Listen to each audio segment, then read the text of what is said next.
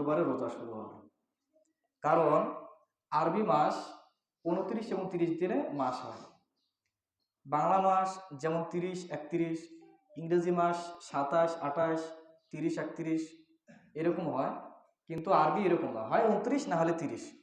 যদি শাবান মাস 29 দিন পূর্ণ হয় বা 29-এ যদি মাস হয়, চাঁদ দেখা যায়, তাহলে আমাদের বুধবার রাত্রিতে তারাবি পড়তে হবে এবং বৃহস্পতিবার থেকে প্রথম রোজা। আর যদি 30 দিন পূর্ণ হয়, তাহলে বৃহস্পতিবার রাত্রে তারাবি হবে, শুক্রবারে প্রথম রোজা এবং প্রথম জুমা রমজান মাসের। আল্লাহ পাক রব্বুল আলামিন সেই রমজান পর্যন্ত আমাদের জন্য হায়াতে তয়্যিবা দান করেন। সকলে বলে আল্লাহুম্মা আমিন। যখন রমজান মাস শুরু হয়ে যায়, তখন আল্লাহ পাক রব্বুল আলামিন জান্নাতের সমস্ত দরজাগুলো বুলন্দ করে দেয়, খুলে দেয়, এবং জান্নাতের একটি দরজাও বন্ধ থাকে না। রাসূল সাল্লাল্লাহু আলাইহি সাল্লাম হাদিস শরীফের মধ্যে বলেন, ইযা জাআ রমাদান ফুতিহাত আবওয়াবুল জান্নাহ। ইযা জাআ রমাদান, যখন রমজান মাস শুরু হয়ে যায়, আরম্ভ হয়ে যায়, ফুতিহাত আবওয়াবুল জান্নাহ, জান্নাতের দরজাসমূহকে আল্লাহ পাক রব্বুল আলামিন সবগুলোই বুলন্দ করে দেয়, খুলে দেয়, এবং জান্নাতের কোনো একটি দরজা বন্ধ থাকে না। নবী করিম সাল্লাল্লাহু আলাইহি ওয়াসাল্লাম অন্য একটি হাদিসের মধ্যে বলেন, ওয়া ফুতিহাত আবওয়াবুল জান্নাহ ফালাম ইয়াগলাক মিনহা বাবুন। যখন এই জান্নাতের দরজাসমূহকে খুলে দেওয়া হয়, সেটা রমজান শেষ হওয়া পর্যন্ত কোনো দরজাকে আর বন্ধ করা হয় না। পুরা রমজান মাস সে জান্নাতের দরজাগুলো আল্লাহ পাক রব্বুল আলামিন খুলে রেখে দেয়। রমজান মাস যখন শুরু হয়, আল্লাহ পাক রব্বুল আলামিন তাহার রহমতের দরজাগুলো খুলে দেন, যেন মানুষেরা আল্লাহ পাক রব্বুল আলামিনের দরবারে মন খুলে চাইতে পারে। আল্লাহ তাআলার রহমত সকলের উপর বর্ষিত হতে থাকে। নবী করিম সাল্লাল্লাহু আলাইহি সাল্লাম বলেন, ইযা জাআ রমাদান ফুতিহাত আবওয়াবুর রাহমাহ। যখন তোমাদের মাঝে রমজান মাস প্রবেশ করে, তখন আল্লাহ পাক রব্বুল আলামিন তার রহমতের দরজাসমূহকে খুলে দেওয়া হয়। আল্লাহ পাক রব্বুল আলামিন এই রমজান মাসে জান্নাতের দরজাসমূহকে বন্ধ করে দেওয়া হয়। যেমন নবী করিম সাল্লাল্লাহু আলাইহি সাল্লাম বলেন, ওয়াগুলিকাত আবওয়াবুন নার ফালাম ইফতাহ মিনহা বাবুন। যখন তোমাদের মাঝখানে রমজান মাসকে প্রবেশ করানো হয়, রমজান মাস যখন শুরু হয়, তখন আল্লাহ পাক রব্বুল আলামিন জাহান্নামের দরজাসমূহকে বন্ধ করে দেয়, এবং রমজান শেষ হওয়া পর্যন্ত সে দরজাকে আর খোলা হয় না। জাহান্নামের দরজা পুরো রমজান মাস বন্ধ থাকে। আল্লাহ পাক রব্বুল আলামিন এই রমজান মাস আমাদেরকে দিয়েছেন বেশি বেশি আমল করার জন্য। দুনিয়ার সমস্ত ঝামেলা থেকে মুক্ত হয়ে এই রমজান মাসে বেশি বেশি আমল করার জন্য। এই আমলের প্রতিবন্ধকতা সৃষ্টি করে শয়তান। এই রমজান মাসে আল্লাহ পাক রব্বুল আলামিন শয়তানকে আবদ্ধ করে নেয়। রাসূল সাল্লাল্লাহু আলাইহি সাল্লাম বলেন, ওয়াসুলসিলাতি শায়াতিন, যখন রমজান মাস প্রবেশ করে তখন শয়তানকে আবদ্ধ করে রাখা হয়।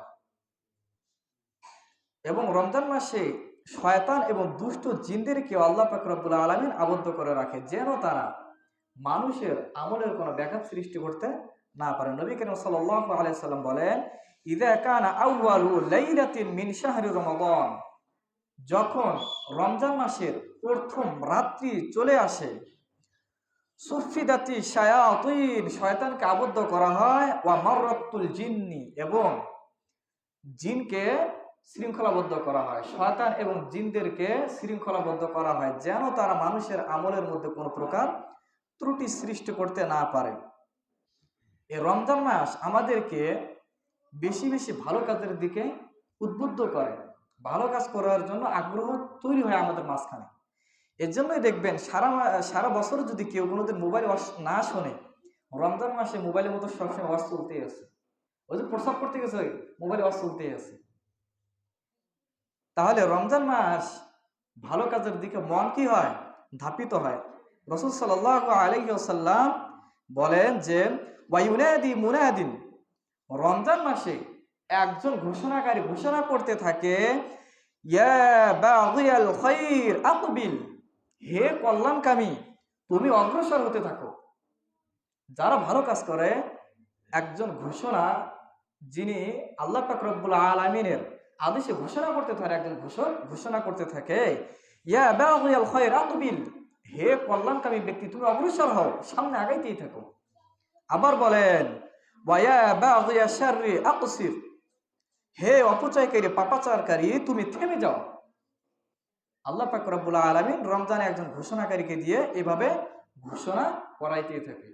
তাহলে রমজান মাসে আল্লাহ পাক রব্বুল আলামিন আমাদেরকে ৬টি জিনিস দিয়ে আমাদেরকে কি করেছেন? সম্মানিত করেছেন। এক নম্বর হচ্ছে রমজান মাসে আল্লাহ পাক রব্বুল আলামিন জান্নাতের সমস্ত দরজাগুলো খুলে দেয়। রমজান শেষ হওয়া পর্যন্ত সেই জান্নাতের দরজাগুলো আর কি হয় না? বন্ধ হয় না। ২ নম্বর, আল্লাহ পাক রব্বুল আলামিন আমাদের জন্য রমজান মাসে রহমতের দরজাকে খুলে দেয়।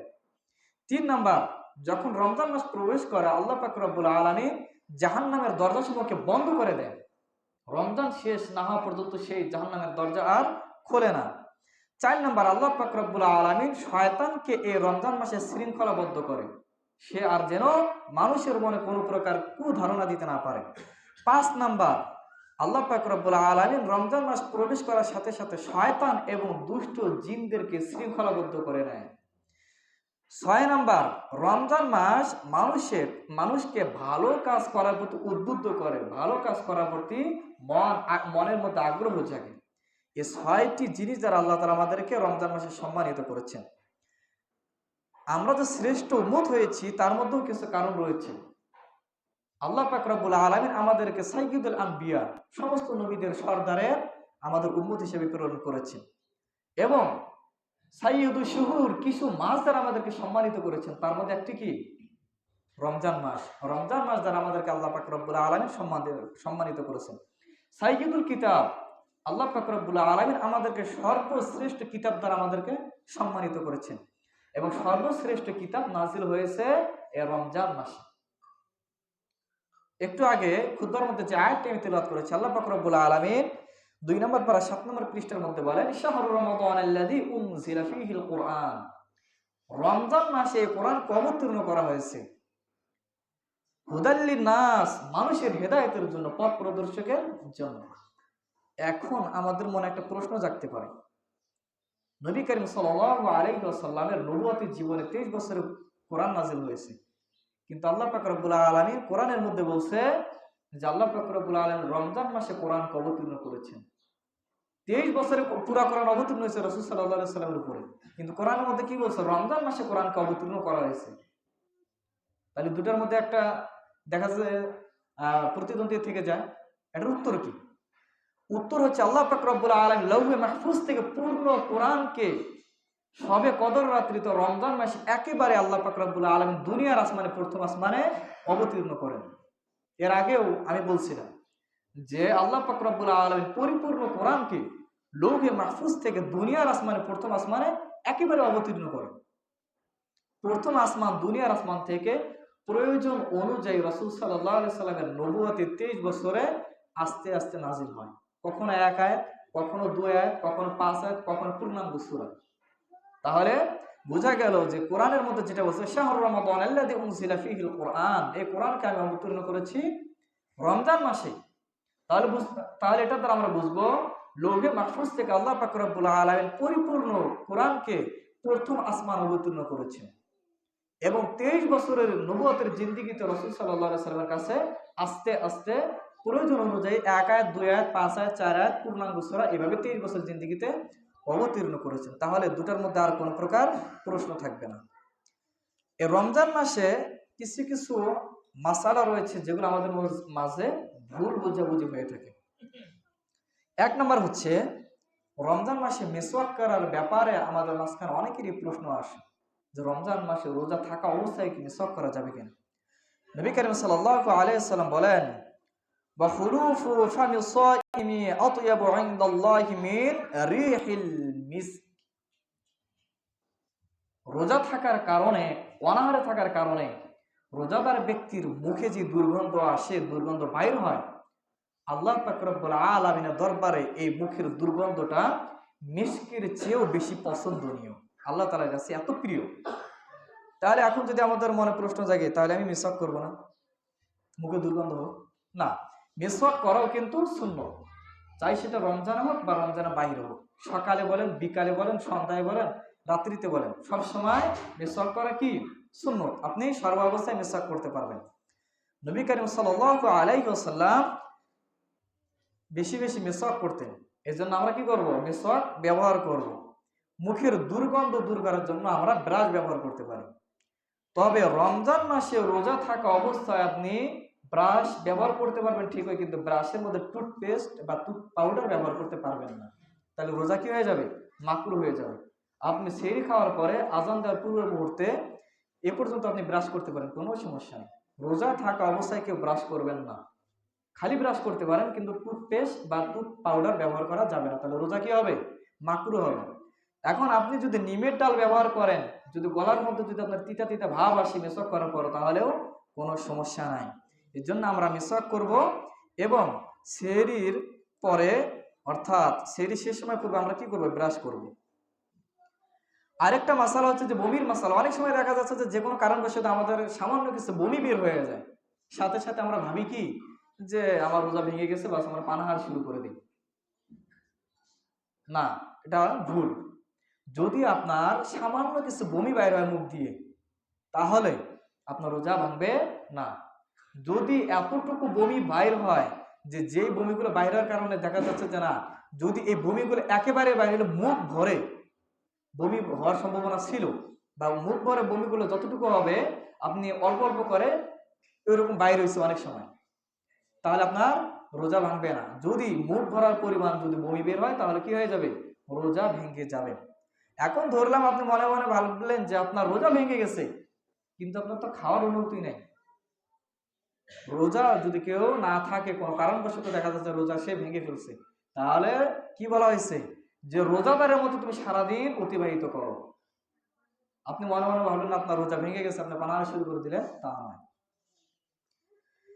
তারপর আরেকটা মশলা হচ্ছে যে যদি ইচ্ছাকৃত ভাবে যদি কোনো ব্যক্তি বমি করে, তাহলে তার রোজা ভেঙে যাবে। ইচ্ছাকৃত যদি বমি করে, তাহলে কি হয়ে যাবে? রোজা ভেঙে যাবে। আরেকটি মশলা হচ্ছে যে অনিচ্ছাকৃত বশত যদি কোনো ধোয়া নাকের ভিতরে যায়, তাহলে রোজার কোনো প্রকার সমস্যা হবে না। এজন্য দেখা যায় রমজান মাসে যদি কোনো বাড়িতে অনুষ্ঠান করা হয়, আগরবাতি ব্যবহার করা হয় না, কারণ আগরবাতির ধোঁয়া কি হবে? নাক দিয়ে প্রবেশ করবে। এখন আপনি বাড়িতে মশার থেকে নিরাপত্তার জন্য আপনি কয়েল ব্যবহার করতেছেন, কিন্তু কয়েলের ধোঁয়া উঠতেছে। অথবা বাড়িতে যারা মা বোনরা রান্না করে, দেখা যাচ্ছে যে ধোঁয়া কি নাক দিয়ে প্রবেশ করে। অনিচ্ছাকৃত যদি ধোঁয়াগুলো নাক দিয়ে প্রবেশ করে, কোনো সমস্যা নাই। আর যদি ইচ্ছাকৃতভাবে ধোঁয়া নেয়, নাক দিয়ে নেয়, তাহলে কি হবে? রোজার সমস্যা হবে। এখন রমজান মাসে যদি কি আতর ব্যবহার করে, তাহলে কি তার রোজা ভাঙবে? ভাঙবে না। তাহলে রমজান মাসে কেউ যদি আতর ব্যবহার করে, তার কি হবে না? রোজার কোনো প্রকার সমস্যা হবে না। তারপর আরেকটা, যেমন আমাদের যুবকদের মধ্যে দেখা যায়, আমি সেহরি খাওয়ার পরে ঘুমাইছি ফজর নামাজ পড়ার পরে। সাধারণত রমজান মাসে সেহরির পরে ফজর নামাজ পড়ে ঘুম পারে। দেখা যাচ্ছে যে অনেকের স্বপ্নদোষ হয়ে যায়। এখন সে মনে মনে ভাবতে থাকে কি আমার রোজা ভেঙে গেছে। না, এটা আপনার এখতিয়ারের বাহিরে, স্বপ্নদোষ হতেই পারে। তা এটার জন্য আপনার যে রোজা ভাঙবে তা নয়। স্বপ্নদোষ যদি হয়ে যায়, রোজা ভাঙবে না। এখন আপনি তারাবির পরে খাওয়া দাওয়ার পরে ঘুমাইছেন, আপনার রাত্রিতে স্বপ্নদোষ হয়েছে, আমার তো আর রোজা হবে না। আপনি সেহরিও খান নাই, আপনি রোজাও রাখেন নাই, না, এরকম বিষয়টা এরকম নয়। স্বপ্নদোষ হলেও রোজা ভাঙবে না। আবার আমাদের বাড়িতে বা আমাদের এলাকায় দেখা যাচ্ছে মা বোনেরা বা অনেকে পুরুষরা এরকম করে, রোজার কারণে থুতু ফেলতে ফেলতে বাড়ির বারান্দা এবং বাড়ির যে উঠান শেষ করে ফেলে, একাকার করে ফেলে। যদি কেউ বারবার এরকম থুতু ফেলে, তাহলে সে নিজেকে কষ্ট দিচ্ছে, রোজাকে কষ্ট দিচ্ছে। আপনার মুখে যে থুতু আসে, থুতু যদি আপনি গিলে ফেলেন, তাহলে রোজার কোনো প্রকার সমস্যা হবে না। তবে মুখ থেকে যদি কোনো জিনিস বাইর হয়ে আসে, সেটা যদি আবার যদি পান করেন বা সেটা যদি খেয়ে ফেলেন, তাহলে রোজা ভাঙবে। আমাদের রুচি এরকমও না যে আমরা থুতু বাইরে ফেলে দিব আবার সেটা আমরা খাবো, এরকম আমাদের রুচি হবে কি? হবে না। তাহলে আমাদের রোজা ভাঙবে না। মুখের ভিতরে যে থুতু আসবে, সেটা যদি আপনি গিলে ফেলেন, রোজা ভাঙবে না। বলগম, কাশি, কফ যদি বাইরে, সেটা আমরা ফেলে দেব। তারপর হচ্ছে যে তারাবির সম্পর্কে আমাদের কিছু ভুল বোঝাবুঝি রয়েছে।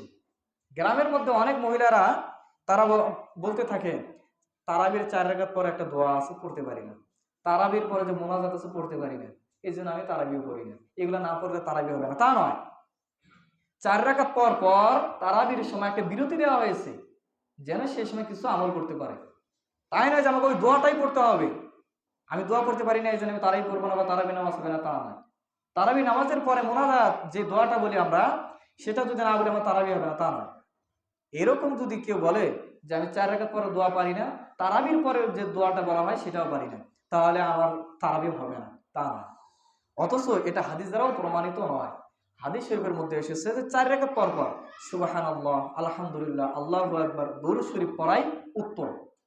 এখন 4 রাকাত পর পর যে বিরতিটা রয়েছে, অনেক বুজুর্গরা তেনার একটা ভালো অর্থ থেকে একটা দোয়া তৈরি করছে, যে যেন মানুষের বসে না থেকে দোয়াটা পাঠ করে, সুবহানাল্লাহিল মুলক, এই দোয়াটা আমরা কি করি, পাঠ করি। কিন্তু এটার থেকে দরুদ শরীফ পড়াটা হচ্ছে বেশি উত্তম। এখন তারাবির শেষে যে দোয়াটা পড়া হয়, মোনাজাত করা হয়, সে দোয়াটাই যে পড়তে হবে তা নয়। আপনি বাংলাতেও দোয়া করতে পারেন বা অন্য কোনো দোয়া করতে পারেন, কোনো সমস্যা নাই। এই ভুল বুঝাবুঝির কারণে অনেকেই দেখা যায় কি করে না, তারাবি নামাজই পড়ে না। এই জন্য আমরা সকলেই চেষ্টা করব রমজান মাসে সঠিকভাবে এই যে ভুল মাসালাগুলো আছে, ভুল বুঝাবুঝির মাসালাগুলো আমরা সঠিক জেনে নেব এবং আমাদের আশপাশে যারা আছে তাদেরকে কি করব, জানিয়ে দিব। এবং সকলকে আমরা তারাবি নামাজের জন্য উদ্বুদ্ধ করবো যেন তারা তারাবি নামাজ পড়ে। এখন অনেকেই দেখা যাচ্ছে যে কিছু কারণবশত বা সে কোনো জায়গায় গেছে, আসার কারণে দেরি হয়েছে, তারাবি নামাজ পড়তে পারেনি। অনেকেই বলে যে তারাবি নামাজ পড়বে না, তার রোজাও হবে না। আসলে বিষয়টি এরকম নয় যে রোজা রাখে আবার নামাজ পড়ে না, তাহলে তার রোজা কেমনে হবে। আসলে এগুলা আমাদের ভ্রান্ত ধারণা। রোজা হচ্ছে ফরজ, নামাজও হচ্ছে ফরজ।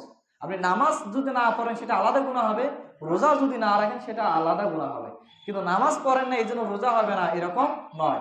আপনি নামাজ পড়েন না সেটার সাজা আপনাকে ভোগ করতে হবে, কিন্তু রোজা আপনাকে রাখতেই হবে। আপনি রোজা না থাকলে রোজারও আলাদা শাস্তি ভোগ করতে হবে। তারাবি নামাজ পড়া সুন্নত মুআক্কাদা আমাদের মতে। এখন যদি তারাবি নামাজ পড়েন আপনার সওয়াব অর্জন হবে। তারাবি নামাজ যদি না পড়েন রোজা যে হবে না এমন নয়। যদি তারাবি কেউ কোনো কারণবশত যদি না করে থাকে, অবশ্যই তার পরের দিন রোজা রাখবেন। এরকম আমাদের ভুল ধারণা করা যাবে না, তারাবি পড়ি নাই না আমাদের কি হবে না, রোজাও হবে না। এরকম আমাদের ভিতরে ভুল জিনিস রাখা যাবে না। সঠিক জিনিসগুলো আমাদের কি করতে হবে, বের করে আমাদেরকে আমল করতে হবে। আরো কিছু মাসালা রয়েছে জটিল জটিল, যেগুলো আমরা আস্তে আস্তে রমজান মাসে আমরা আলোচনা করব। যাই হোক, যে জিনিসগুলো আমরা আলোচনা করলাম, যে আল্লাহ পাক রব্বুল আলামিন আমাদেরকে রমজান মাসকে 6টি জিনিস দ্বারা আমাদেরকে কি করেছেন, সম্মানিত করেছেন। আল্লাহ তাআলা আমাদের জন্য জান্নাতের দরজা সমূহকে খুলে দেওয়া হয়, জাহান্নামের দরজাগুলোকে বন্ধ করে, রহমতের দরজাগুলোকে আল্লাহ তাআলা আমাদের জন্য খুলে দেয়। শয়তান এবং দুষ্ট জিনদেরকে শিকলবদ্ধ করে নেয়, তাদেরকে একটা শৃঙ্খলাবদ্ধ করে নেওয়া হয় এবং রমজান মাস আমাদের মহান ভালো কাজের দিকে ধাবিত হয়। এর জন্য আমরা সকলেই রমজান মাসে বেশি বেশি ভালো ভালো আমল করার চেষ্টা করব। রমজান মাসে যদি কেউ 1 টাকা দান করে 70 টাকা দানের সমপরিমাণ সওয়াব অর্জন করবে, আল্লাহ তাআলা তার আমলনামার মধ্যে লিখে